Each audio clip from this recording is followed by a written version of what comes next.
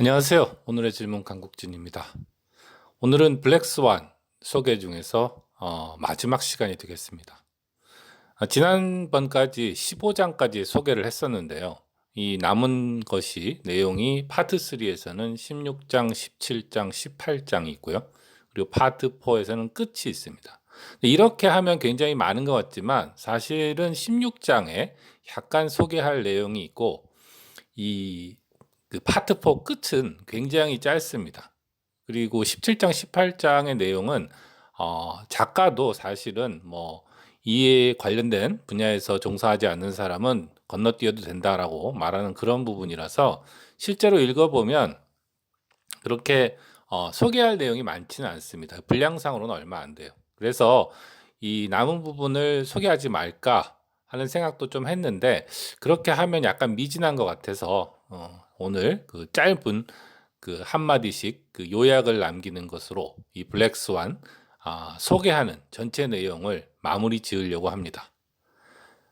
이 파트 4 끝에 대해서는 특히 오늘은 더 이상 얘기하지 않겠습니다. 몇 페이지 안 되거든요. 근데 읽어보면 이제까지 한 얘기의 반복이고, 어떤 그 전체 책의 내용을 종합한 것을 여러분이 알고 싶으시다면 이 앞에서 13장을 소개한 부분을 다시 듣는 것이 오히려 좋을 거라고 생각합니다. 아니면 뭐 그냥 책을 좀 읽어보시든지요.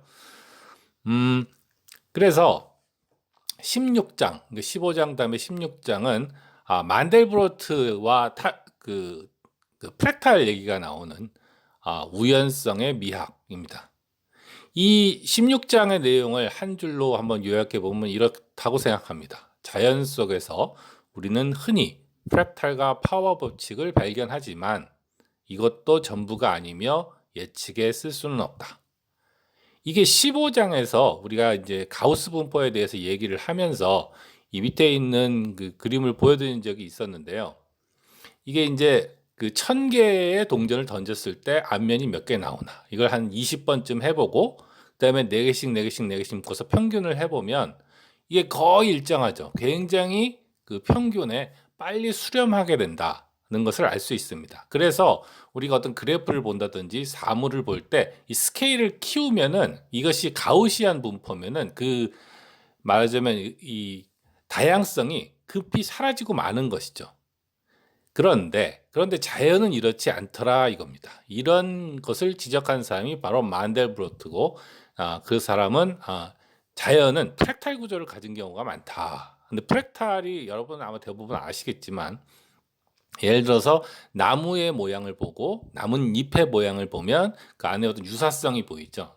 그런 식으로 자연은 자기 유사성이 있더라 이겁니다. 그래서 옆으로 보면은 작은 일부분을 확대하면은 자기 자식 옆에 있던 큰 부분이랑 모양이 같아지죠. 그러니까 이 그래프에서 만약에 이 그 부분 구간마다 이렇게 평균을 하면 그것이 가우스 프로세스면은 이 옆에서 보이듯이 그냥 없어져요. 평균만 안 났고. 그러니까 평평해지겠죠. 그런데 현실에서는 그렇지 않더라 이거죠.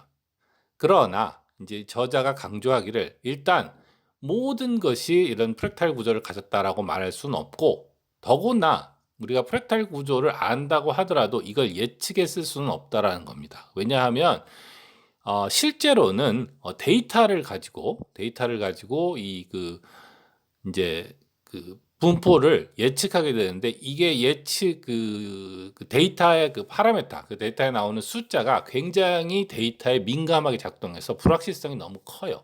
그래서 그런 걸로 다시 예측을 하기는 어렵다라는 것이 이제 자기가 해본 경험이라고 말을 하고 있습니다. 그래서 자연은 프랙탈 구조를 가지고 있다라는 것만 알아도 블랙 스완이 그레이 스완으로 좀 변하는 면이 있지만 이걸로 전부가 아니고 이것은 특히 세상이 가우스 분포로 되어 있지 않다라는 것을 강조하기 위해서 주로 소개하고 있다고 하겠습니다. 자, 그럼 다음 장으로 넘어가면 17장의 제목은 로크에 미친 사람입니다. 이 내용을 요약해 보면 이렇습니다. 노벨 경제학상을 믿지 마라. 블랙 스완을 무시하고 가우스 가설에 매몰된 경제 이론들, 예를 들어 포트폴리오 이론 같은 것은 위험하다. 이 사람이 원래 이제 증권 시장에서 옵션 같은 거를 매매하고 뭐 이런 일을 했던 사람이거든요. 근데 이 사람이 말하는 것은 이 학자들은 경제학자들은 이제 이 투자자들의 현실을 모르고 자기들의 이론만 만들고 있더라 이겁니다. 그리고 그런 사람들을 중에서 뽑아서 이제 노벨 경제학상도 주고 그렇던데 그런 것들은 일단 가치가 떨어지는 것은 둘째 치고 사람들이 그런 노벨 경제학상을 받은 사람의 이론을 맹신했을 때 이게 오히려 그 커다란 경제 위기를 가져올 가능성을 높인다. 그러므로 지금의 어떤 노벨 경제학상의 어떤 권위를 믿지 마라. 라고 하면서 이제 자기의 그 개인적인 이런 여러 사람에 대한 그 소통의 이제 사례들을 쭉 늘어놓고 있는데 뭐 내용적으로는 지금 이 한 줄로 충분하다고 생각합니다. 특히 제가 이제 경제학자가 아니기 때문에 예를 들어서 포트폴리오 이론 같은 것을 이제 뭐 따로 주변 얘기를 할 것도 없고 해서 그냥 17장은 이 한 줄로 이제 요약하고 넘어가는 것으로 하겠습니다. 아마 여러분도 대부분 그래도 된다고 생각합니다. 그리고 마지막 18장 사기꾼의 불확실성.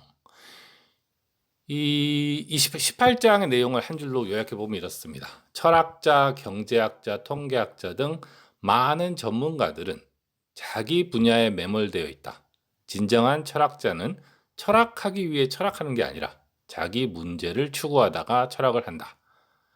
이 18장은 이제 이 사람이 여러 분야의 사람들, 예를 들어 철학과라든지 경제학자, 통계학자 같은 물리학자 같은 사람을 만나면서 그 사람들이 왜 이런 어떻게 생각하고 있을까를 만난 얘기를 짧게씩 소개합니다. 근데 그 결론을 보면 그 학자들이 대부분 그냥 자기 분야에 매몰되어 있기 때문에 앞에서 그 소개한 그 게임 그 게임의 오류 이런 게 있었죠. 그러니까 자기 분야에 매몰되어 있는 거예요. 자기 분야가 가진 그런 그 전제 이런 것을 의심치 않고 그 분야에 매몰되어 있고 이것은 심지어 철학자도 그렇더라라고 이제 그 나심은 말을 합니다.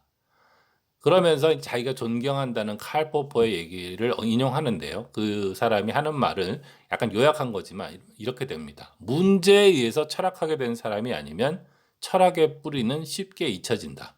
그러니까 이건 왜 이럴까라는 어떤 문제의식을 고민하다가 점점점 깊이 파고들어서 철학을 한 게 아니고 그냥 나는 철학이 하고 싶어 라고 해서 철학을 배우고 이 분야에서 사람들이 이런 걸 가지고 논쟁을 하더라.